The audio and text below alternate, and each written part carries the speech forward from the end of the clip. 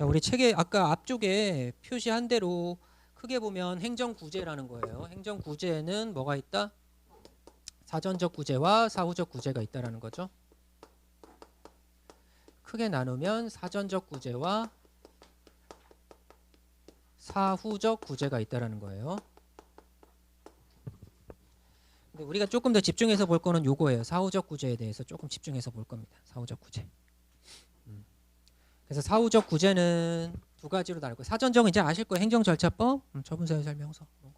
자, 그럼 사후적 구제는 우리가 크게 두 가지로 나눠 볼 겁니다. 첫 번째 뭐가 있냐면 손해전보제도라고 하는 게 있죠.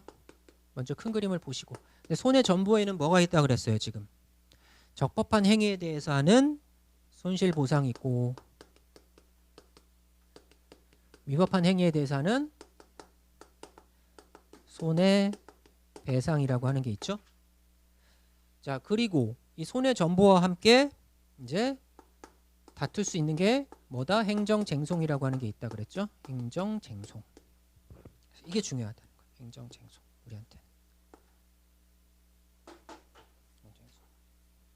물론 저게 안 중요하다는 거 아니에요. 손해전보가 안 중요하다는 건 아니고. 자, 그런데 이제 행정쟁송에는 우리가 이제 크게 두 가지로 나눈다 그랬죠. 행정심판이 있고 행정소송이 있다는 거예요. 두 가지로 나눠요. 자, 그래서 심판과 소송이 있다. 아까도 얘기했지만 심판은 어떠할 때 위법한 경우뿐만 아니라 처분이 부당한 경우도 같이. 근데 소송은 위법한 경우에만 제기할 수 있다라 그랬죠. 이제 아실 거고.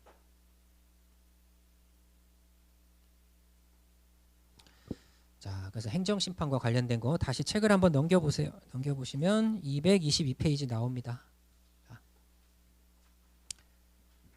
자, 그러면 이제 이 종류만 조금 먼저 구별하고 오늘은 끝을 낼게요. 이게 시험에 잘 나오니까. 우리 계속 나왔어요, 시험에.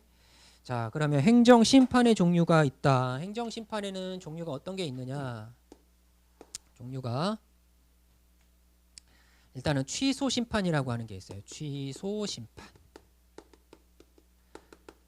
그럼 행정청에 어떠한 위법한 처분이 있을 때, 자, 항상 이 사이클이죠. 행정청에 처분이 있는 거예요. 그래서 국민이나 개인을 상대로 해서 어떠한 처분이 있다는 걸 전제로 하는 겁니다. 이거를. 그러면 처분에 대해서 이게 위법하다고 취소해달라고 행정기관 내부에다가 제기하는 게 취소심판. 포인트는 뭐예요? 취소해달라고 하는 거죠. 취소해달라고. 자, 그 다음에 두 번째는 뭐가 있냐면 이 처분 자체가 무효라는 걸 확인해달라고 제기하는 거예요.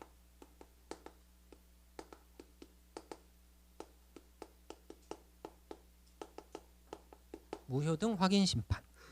요게 있고요. 자, 그 다음에 지금 개인이 어떠한 걸 신청을 했는데 행정청이 아무런 처분을 안 해요. 가만히 있습니다. 안 하고 있어요. 그러면 그 의무를 이행해 달라고 청구하는 의무 이행 심판. 요 세 가지가 있어요. 요 세 가지가. 그래서 요거는 종류를 기억하셔야 돼요. 엄청 중요한 거니까. 그래서 이렇게 암기도 하셔도 돼요. 취, 무, 의. 요 세 가지예요. 행정심판의 종류 세 가지. 취소, 무효 확인 심판, 그 다음에 의무 이행 심판. 의무 이행 심판.